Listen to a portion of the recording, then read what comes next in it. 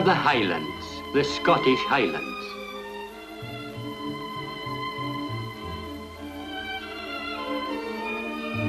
A land for wildlife, for the deer, the grouse, the hare, and in even lonelier places, the golden eagle. A land of few people, but hardy ones. And wherever you go about the world, you will meet folk whose forefathers were men of these mountains and of these glens. The magic of this, their true country, always stays with them and calls for their return.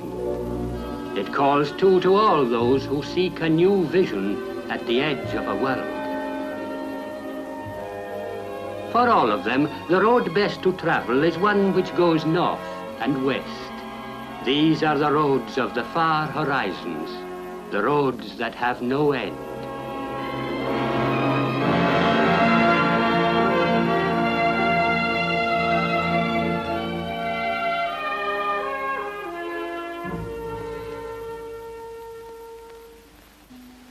Take any one of half a dozen routes going north out of England and you arrive in Scotland.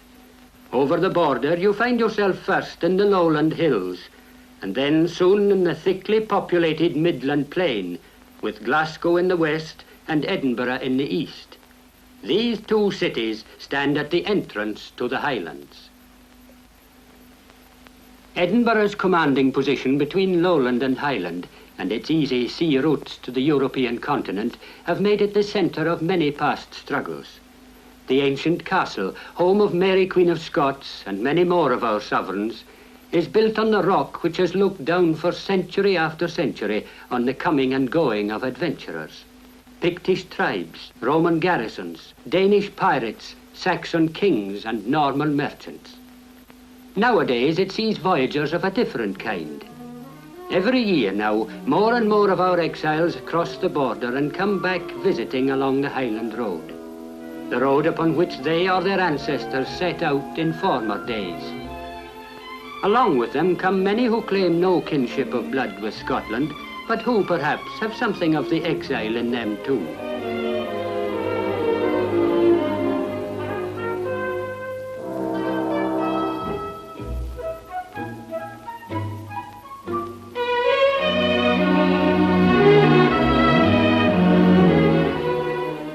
For them, it is the beginning of their adventure. Back along the roads to the hills. Roads trodden out by drovers bringing their cattle to the rich southern markets. Roads which have known the march of Scottish army against Scot, Scottish army against English, and away on the coasts, Scottish army against Viking. For 200 miles, working its way by narrow glens and over mountain passes, over lonely moors and by rich forests, the road strikes through to the Atlantic Ocean, to the islands of our north and west.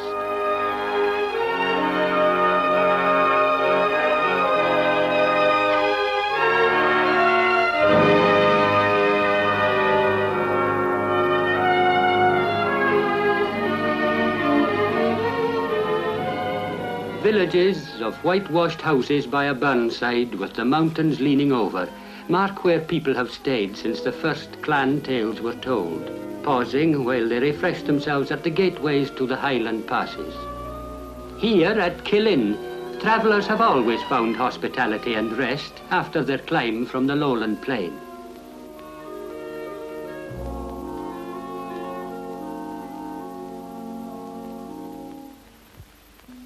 Out of Edinburgh, even in the first few miles, the countryside changes rapidly. Beyond Stirling, the mountains rise sharply to form a natural barrier. Both road and rail push through gorges so narrow there is hardly room for both tracks. Side by side they run from Killin to Bridge of Orchy, where the road goes directly to the west, leaving the railway to find a lonely way to the north, across the moor of Rannoch. The most desolate moor in all Scotland.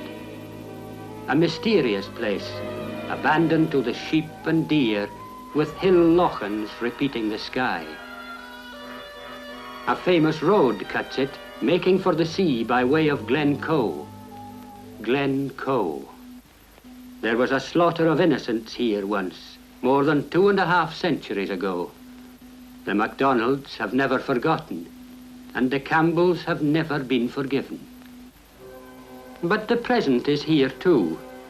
Glencoe village is now best known as a mountaineering centre. From here you can set out to climb rock faces like those of Buccleuch, whose 3,000 feet can test even the toughest of mountaineers, although it is not perhaps so much toughness of the body as of the mind. And the pleasure that the climber finds is in his aloneness with nature and the knowledge of his power over it. The feeling shared by the crofter and the fisherman and all others in this country who gain a living in a contest with nature.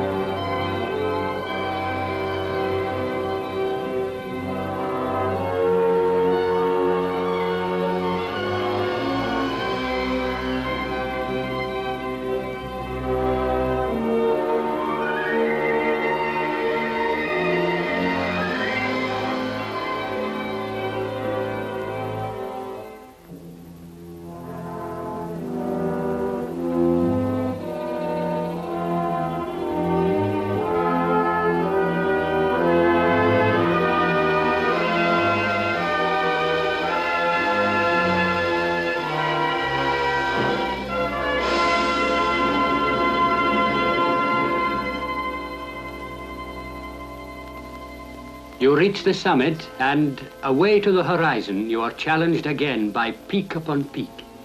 Above all, to the north, Ben Nevis, with his feet in the sea at Loch Linnhe, thrusts his mighty forehead into the clouds.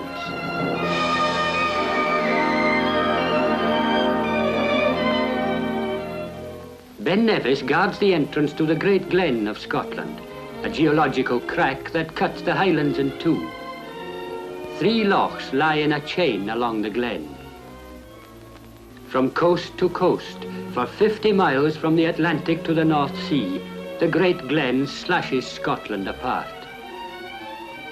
Long before history, the first men who crossed Scotland came this way, through a jungle of forests and portaging their boats between the lochs. Today, the Caledonian Canal links them together, and boats now climb up and down across country from one sea to the other. Coastal fishermen, who make up one of our great industries, often take this way, for it saves them a long, wild passage round Cape Wrath in the north.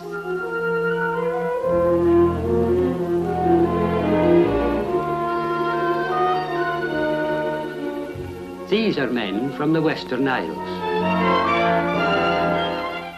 Now, after a season in the North Sea, they are on their way west and home.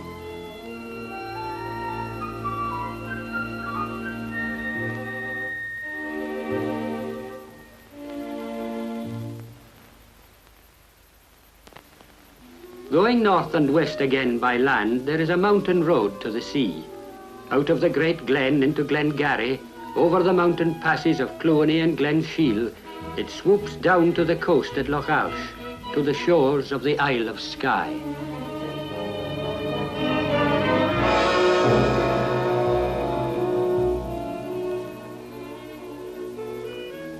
From Argyll north to here, this area was anciently all that the Scots possessed of Scotland. In this sparsely peopled land, still only a few painfully engineered roads run through the mountains. Mountains which, in their isolation 200 years ago, sheltered bonny Prince Charlie. Defeated and deserted, a king's ransom on his head for blood money, he was never betrayed. Lonely places nowadays, with their folk scattered. MacDonalds, McRaes, McLennans. Then the hills ease out, There's a little space even for a croft or two, and a hardy living to be won from the indifferent earth. On the coast, the glens dip below the sea to make long fjords that stab all the western edge of Scotland. Here the ocean comes to the door like another highway, and men have had to learn to live on terms with both the sea and the land. They can take treasure from both if they have patience and the ancient slow skills. The salmon passes by here on his way to the mountain rivers. Even to spot him demands long experience, and to net him is a job for a team that knows how to wait and then to work together.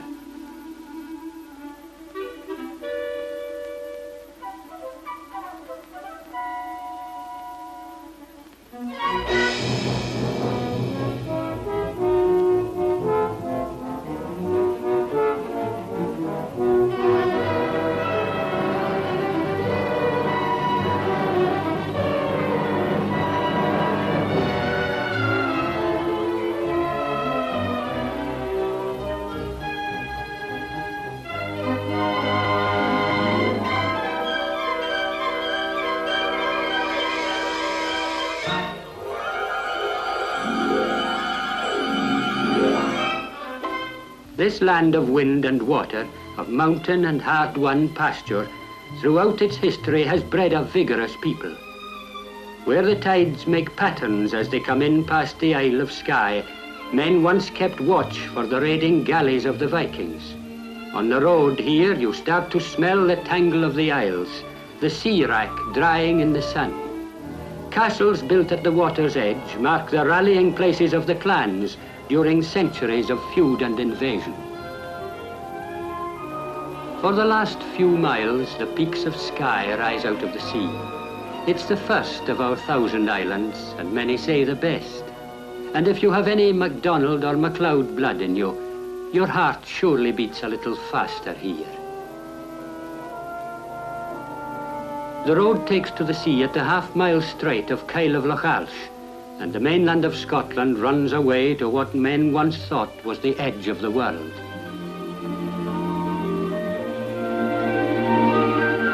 No one can reach Skye or any of our western islands without crossing a part of the Atlantic Ocean.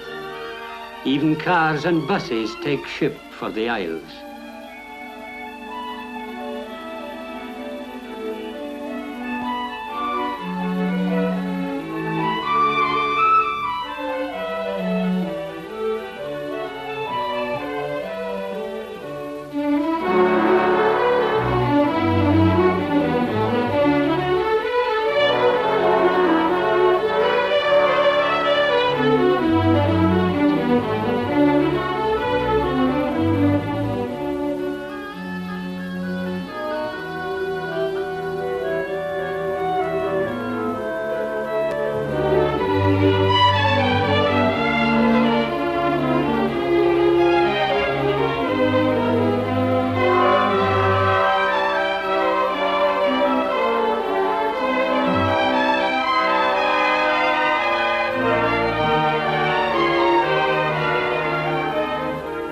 Steamers go further north to the harbour of Portree, but the Kyle crossing is the chief entry for those who come by road.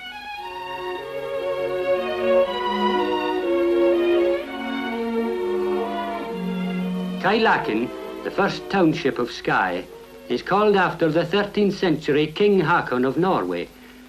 Through here passes all the road traffic bound for the island's capital, Portree. But there's another way there.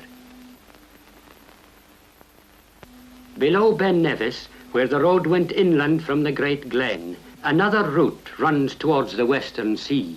It finds a new road to the Atlantic shore. We call it the West Highland Line.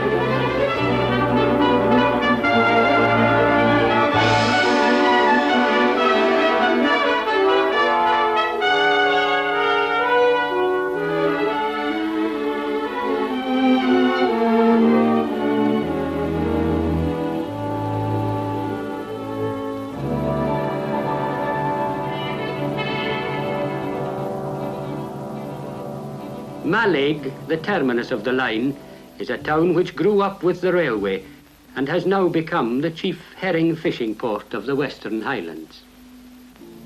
So the mainland ends again, but the traveller can voyage on to the far island harbours of Lewis, Barra and Rum, of Eigg, Canna and Benbecula, and nearest, but in some ways richest, Skye. Skye, a place of silence and mist, where peaks suddenly snatch clouds out of nowhere to cover their jagged heads. And people who live here for a time also learn to sit and to ponder the long secrets. But the apartness of the Western Isles has led in the past to much neglect, so that clansmen in great numbers were forced to leave these hills of home and follow strange new roads. The ancestors of many a one in America and Canada and elsewhere about the world lie here. But the old road still runs, welcoming as ever. Deep bays and fjords give a ragged edge to the coast. Ships have to come far inland to port, but the harbour thus gained is the quieter and the more secure.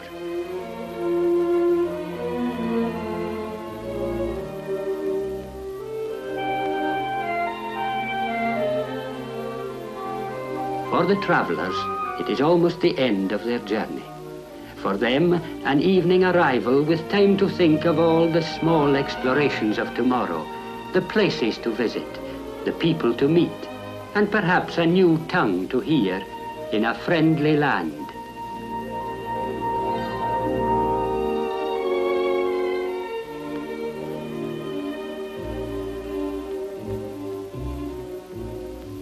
For us of the island, it's a great event when the steamer arrives. Portree is the centre of the island's transport, and we have an interest in every person and everything that comes off and goes on that boat. We'll know everyone who steps ashore, or we can find out about those we don't know.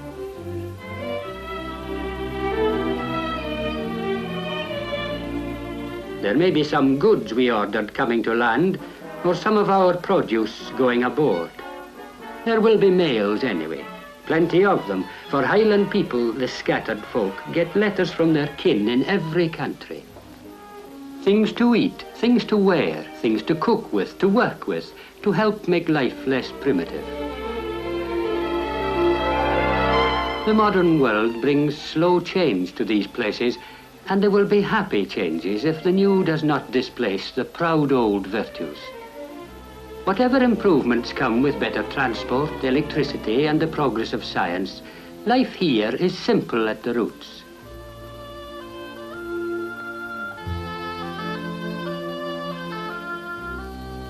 A man lives by what his hands can do, his chief partner often his dog. Away from the broken ground of mountain and bog are rich small fields, and it is upon these, with good husbandry, that the crofter of the far west makes his living.